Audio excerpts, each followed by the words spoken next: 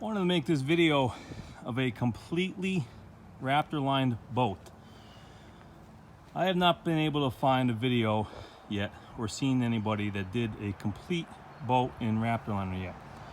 I've seen lots of people do the inside deck. There's lots of videos of that. People have done that, but I had not seen anybody spray the entire boat with a Raptor liner to keep the whole thing tough from dock rash and whatnot. So I did it. I did the whole boat except for the bottom, just to keep the bottom smooth and plus logistics wise getting lifted off the trailer.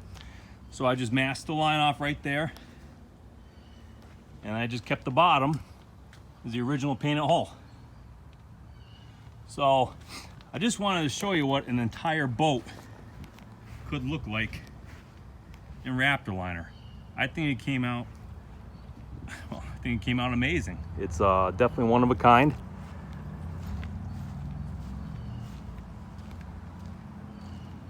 It's got a mean look to it. This Raptor liner looks really, really, really good on an entire boat. So I'll show you a couple things to tell you a couple things to expect if you spray this stuff. I attempted some things on here that I had no business even trying. You know, with these pinstripes, the stripes, and believe it or not, this whole word express here, that is painted on a Raptor liner. I made a stencil for it, taped it on, and I sprayed that whole logo, all these decals, that is sprayed on a Raptor liner. Pinstripes, everything. Working with it, I found the stuff sprayed amazing. These stripes are beautiful. It's easy to do the stripes and stuff, but I did have some issues getting the masking tape to stick. Really, I guess I should say it to stay stuck. It went down fine, made a nice seal, but by the time I got done taping the whole boat out, I mean, you know, you're talking a long time. I don't know, out in the sun maybe, the elements, things, that some of this tape started to lift off, and I had to constantly keep going back and pressing it down before I sprayed it. So, I mean, you will see some like imperfections there. Like that was a spot where the tape didn't stick perfect. I mean, but we really, really, really had to nitpick to get any of that. Straight lines like this, you know, usually like the pinstripe, straight lines like that, like there are no issues with the tape at all. So if you want to do stripes, pinstripes, and Raptor liner, knock yourself out.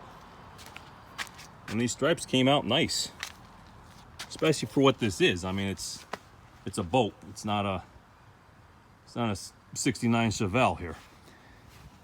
I did the whole trailer. Same thing with the stripes on the trailer. And I will tell you here, you can see some flaws, and then this is where I had no business even attempting things like this. You know, I mean, masking something like this off, but I wanted to give it a try. So after you spray the Raptor liner, they say you have to start taking the masking tape off within about 15 minutes or so, or else it gets too hard and you'll never get it off. So I did it, you know, as soon as I got done spraying it, it was probably the 10-15 minute area. But when I started peeling some off, sometimes it was actually setting up, it was like gummy. So when I peel it off, like it would stretch with it and be gummy with it, and then go back down, and sometimes, you know, didn't always go back down in the perfect spot. So if I were to do it again, or if anybody were to attempt it themselves, I would suggest doing some test sprays and literally spray it and then immediately take it off before it gets a chance to get gummy at all. Or I don't know, maybe I should have let it sit longer to lose the gumminess and set a little bit, give it a couple more minutes. And that way it would have just peeled off cleaner instead of being gummy and stretching. I don't have the answer for that. You know, next project I do, I guess I'll do some test sprays and see which one works out better. But if you go to do it, I would advise spraying it and pulling immediately to see what comes off cleaner, or letting it set longer to set up. But be warned, if you give it that 10 to 15 minute area, it will it will start to get that gummy, stretchy part to it. But as far as the boat cleans, it's stayed remarkably clean. You know, I've been in and out, pushing off here, you know, parking on a dirty, sandy beach, dirt beach. So my footprints have been in and out, you know, covered, caked. I don't know, it hides the dirt pretty well. If you get up really close in areas, you know, like you might see some stuff that gets embedded in, and even a sponge won't take it out.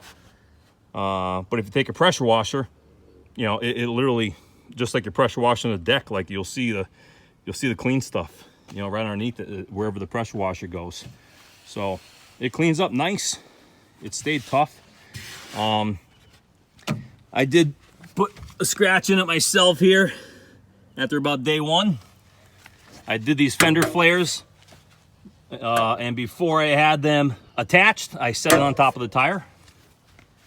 And the next day I hooked the trailer up and I went to pull the boat out, forgetting that wasn't attached. So obviously that wheel fender rolled up right into the side of the boat.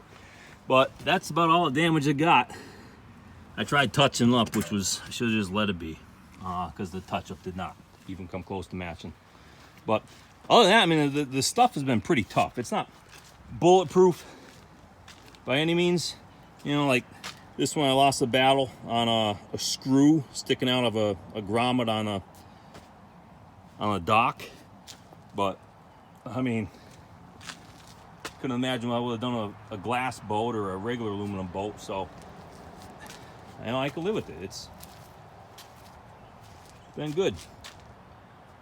But I just wanted to do this so somebody can finally see what an entire bass boat looks like sprayed in Raptor liner. And a couple things to be aware of if you try to do it yourself with that gumminess and sometimes getting the tape to stick.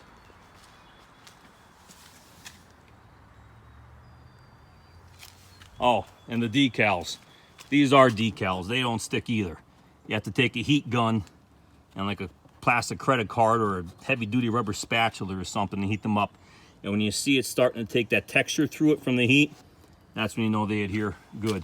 And then you're perfectly good after that.